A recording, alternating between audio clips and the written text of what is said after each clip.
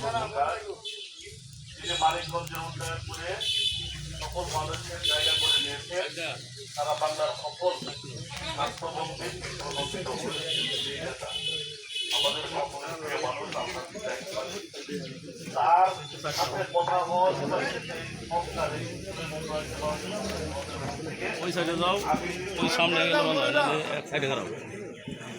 এবং ভারতীয় মুক্তি মহোদয় আপনারা সকলেই উল্লেখ করতে হবে যে বিদ্যালয়টাকে সুস্থভাবে এই সরকার এই অঞ্চলটাকে আসার জন্য এবং এই জায়গাতে যেন আমার মনে হয় আপনাদের প্রতি ভালোবাসা আমাদের মাননীয় মন্ত্রী মহোদয় বেশি বহিঃপ্রকাশটা ছিল।